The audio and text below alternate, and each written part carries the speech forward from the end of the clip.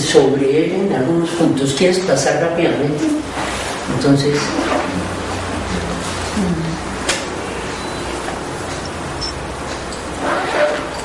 sí.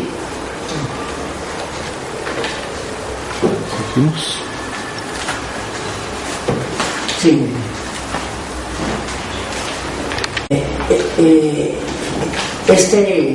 Gráfica no la teníamos, ¿no? Ahí tenemos la luz del sol, pasa la luz blanca a través del prisma. Aquí vemos el prisma, es entonces una pirámide, ¿no? Una pirámide de cristal, y todo el espectro visible que va de 400 a 750 nanómetros, ¿no? Son nanos sumamente, medida infinitesimal. Entonces, aquí en esta forma, nosotros vemos cómo, por ser aquí más ancho que en este sitio, de acuerdo con esta anchura, entonces los rayos se desvían, unos más y otros menos. Esa es la razón de que encontremos nosotros ese espectro de colores. La dispersión no es exactamente igual. Ahora dice aquí, la idea de los 7 colores básicos del arco iris proviene de la antigüedad, cuando se consideraba el número 7 un número cabalístico. Eso es pues tomado de del programa de donde lo saqué. Realmente son 7 colores visibles, pero la gama de colores es infinita, ¿no? No podemos decir si el rojo es sino hay infinidad de rojos. Cada vibración, al pasar de una vibración a otra, dice, tenemos 30.000 vibraciones, pero 30.001 ya es diferente color. 30.002 el color es diferente. Entonces la gama es infinita de colores. Entonces no son 7 colores precisos, básicos, sí, decimos rojos, pero infinitos rojos. Ahora, recordemos que en este sentido, de los rojos hacia arriba y de los violetas aquí hacia abajo, no son visibles. No son visibles. Tenemos los rayos, entonces ultravioleta, los rayos no son visibles para el ser humano.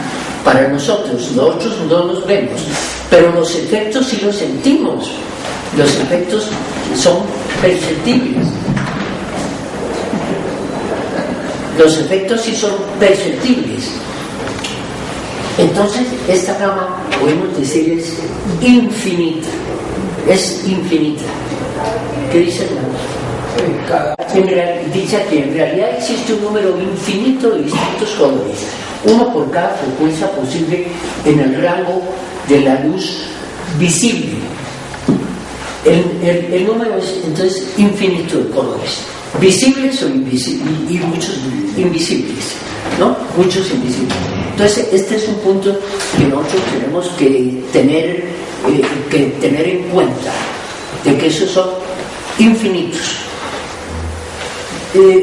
Hay ciertas cosas, bueno, esto no lo habíamos visto en el curso, pero vale la pena que lo examinemos. Por ejemplo, ¿por qué fue tan importante el descubrimiento del cero en los números? No sé. ¿No?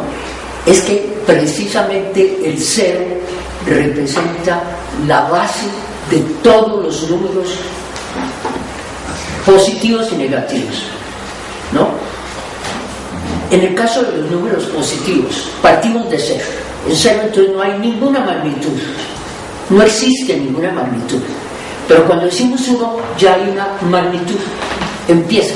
Entonces de un punto neutro, sin magnitudes, empiezan los números. ¿Qué fin tienen los números? Son infinitos. Cualquier número, cualquier ecuación que pongamos, es infinita. Siempre podemos agregar infinitos. Pero al considerar entonces el número cero, también hay infinitos negativos. Y cuando nosotros tenemos entonces un número positivo y un número negativo iguales, pero con signo diferente, el resultado es cero. Al sumar lo positivo y lo negativo, ¿no? Más 1 y menos 1 es 0. Entonces, esa medida 0 equivaldría como al punto de partida del absoluto. El absoluto, que no tiene cualidades, que no tiene ninguna magnitud, no tiene ninguna característica, pero allí parten todas, absolutamente todas. Bueno, esta era una cosa que quería que miráramos, ¿sí? Infinitamente pequeño. Entonces, como nos decía el hermano Pedro, esa fracción que tenemos pequeñísima, también la podemos seguir dividiendo. En Teosofía se nos dice que estamos entre esos dos infinitos, que el átomo es divisible hasta lo infinito, dice la señora Blavatsky, ¿no?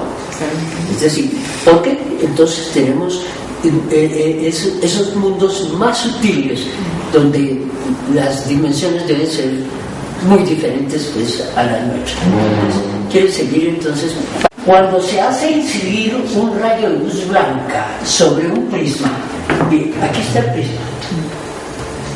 No, es que eso simplemente es una fotografía la que tomaron ahí. ¿Pero sí ven el prisma? Sí, se alcanza a ver el prisma, ¿no? Entonces, se dispersa formando el espectro solar. Aquí tenemos la luz blanca, pasa por el prisma y tenemos el espectro, ¿no? Pero si en el trayecto del haz dispersado se intercala otro prisma en posición invertida, entonces aquí esta base ahora la tenemos arriba, ¿no? El haz que emerge es nuevamente blanco. Se ha logrado la recomposición de la luz blanca, ¿no? Entonces aquí tenemos el prisma, ahí la dispersión, y aquí lo vemos cómo se está juntando para llegar nuevamente a la luz blanca. Se coloca con el lápiz de arriba hacia abajo. Eso, sí.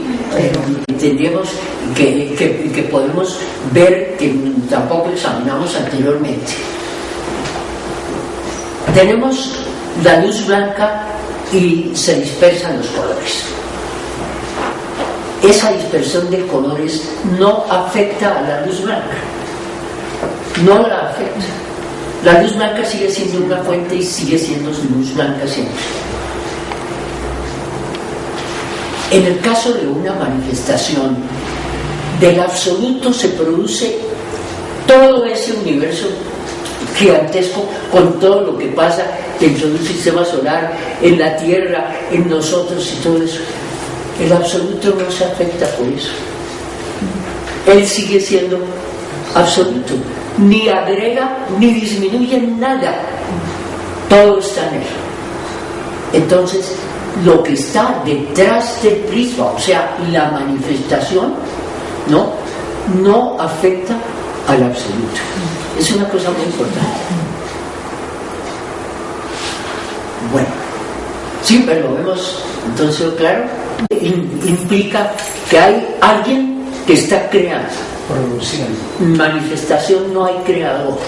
Ya. No hay creador, sino son ciclos eternos en la manifestación. Ciclos eternos. Se manifiesta y no se manifiesta. Eso está en las leyes de la naturaleza. ¿No? Entonces no hay creación. Ya en un sistema dentro de la manifestación, por ejemplo, como un sistema solar, ya hay los seres creadores, pero no quiere decir que ellos estén creando la materia, ni que estén creando el espíritu, sino que con los materiales que tienen, entonces ellos pueden crear formas, de acuerdo con lo que sea conveniente. Eso es el péndulo. Que el péndulo se está moviendo de un lado a otro, ¿no? Si no hubiera ninguna fricción, se nos dice que el movimiento podría ser perpetuo, el movimiento perpetuo de ese péndulo. Pero como hay una fricción, llega a parar. supongamos que no hubiera esa fricción, entonces eso sería un movimiento eterno del péndulo. En el caso de la manifestación sucede eso, es decir, hay manifestación y no manifestación, como dijéramos el péndulo. Cuando va hacia la derecha es manifestación, vuelve a la mitad y sigue hacia la izquierda, que diríamos que es no manifestación, ¿no? Dice, tal vez nosotros estamos viendo el universo en ese péndulo solamente del lado derecho, es como si tapáramos el lado izquierdo.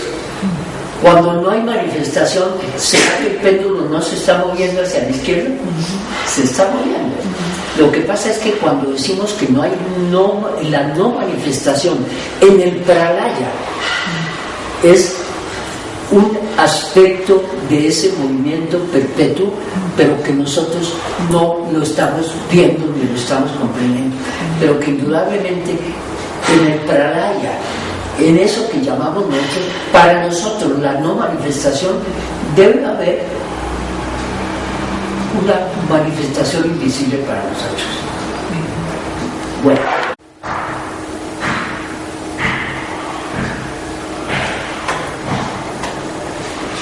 esta es una representación o un diagrama que nos puede servir para entender en algo a la conciencia. Cada uno de estos radios representaría a un ser humano.